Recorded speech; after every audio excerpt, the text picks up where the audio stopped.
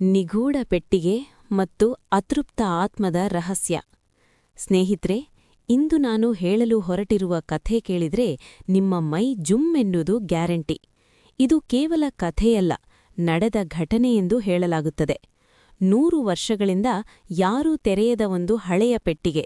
ಆ ಪೆಟ್ಟಿಗೆಯ ಒಳಗೆ ಏನಿದೆ ಅಂತ ನೋಡಲು ಹೋದವರೆಲ್ಲ ಏನಾದರು?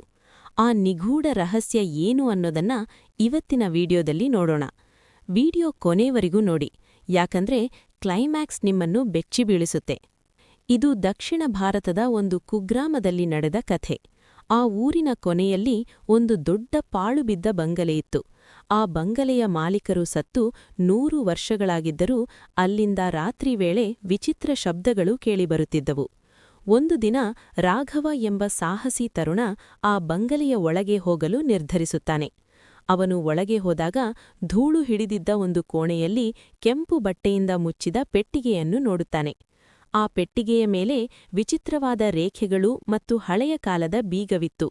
ಗ್ರಾಮದ ಹಿರಿಯರು ಹೇಳುತ್ತಿದ್ದರೂ ಆ ಪೆಟ್ಟಿಗೆಯನ್ನು ಯಾರೂ ಮುಟ್ಟಬಾರದು, ಅದರಲ್ಲಿ ಆ ಮನೆಯ ಯಜಮಾನನ ಕೊನೆಯ ಆಸೆ ಅಡಗಿದೆ ಎಂದು.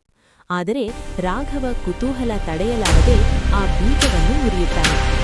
ಬೀಗ ಮುರಿದು ಪೆಟ್ಟಿಗೆ ತೆರೆದಾಗ ರಾಘವನಿಗೆ ಕಂಡಿದ್ದು ಬಂಗಾರವಲ್ಲ, ಬದಲಾಗಿ ಒಂದು ಹಳೆಯ ಕನ್ನಡಿಯನ್ನು ಹೋಲುವ ಕಲ್ಲು ಮತ್ತು ಒಂದು ಹರಿದ ಪತ್ರ. ಆ ಪತ್ರದಲ್ಲಿ ಬರೆದಿತ್ತು, ಯಾರು ಈ ಪೆಟ್ಟಿಗೆಯನ್ನು ತೆರೆಯುತ್ತಾರೋ ಅವರು ನನ್ನ ಸ್ಥಾನವನ್ನು ತುಂಬಬೇಕು. ತಕ್ಷಣ ಬಂಗಲೆಯ ಎಲ್ಲಾ ಕಿಟಕಿ ಬಾಗಿಲುಗಳು ತಾನಾಗಿಯೇ ಮುಚ್ಚಿಕೊಳ್ಳುತ್ತವೆ. ರಾಘವನಿಗೆ ಗಾಬರಿಯಾಗುತ್ತದೆ. ಅವನು ಕನ್ನಡಿಯ ಕಡೆಗೆ ನೋಡಿದಾಗ ಅದರಲ್ಲಿ ಅವನ ಪ್ರತಿಬಿಂಬವಿರಲಿಲ್ಲ, ಬದಲಾಗಿ ಅವನ ಹಿಂದೆ ನಿಂತಿರುವ ಒಬ್ಬ ವಿಚಿತ್ರ ವ್ಯಕ್ತಿಯ ಮುಖ ಕಾಣುತ್ತಿತ್ತು. ಆ ವ್ಯಕ್ತಿ ಬೇರೆ ಯಾರೂ ಅಲ್ಲ, 100 ವರ್ಷಗಳ ಹಿಂದೆ ತೀರಿಹೋಗಿದ್ದ ಆ ಮನೆಯ ಮಾಲೀಕ. ಊರಿನವರು ಹೇಳುವ ಪ್ರಕಾರ ಆ ಮಾಲೀಕ ಸಾಯುವ ಮುನ್ನ ತನ್ನ ಪ್ರೀತಿಪಾತ್ರರನ್ನು ಯಾರೋ ಕೊಂದಿದ್ದಕ್ಕೆ ಸೇಡು ತೀರಿಸಿಕೊಳ್ಳಲು ಕಾಯುತ್ತಿದ್ದನಂತೆ. ಮರುದಿನ ಊರಿನವರು ಹೋಗಿ ನೋಡಿದಾಗ ಪೆಟ್ಟಿಗೆ ತೆರೆದಿತ್ತು, ಆದರೆ ರಾಘವ ಅಲ್ಲಿ ಇರಲಿಲ್ಲ.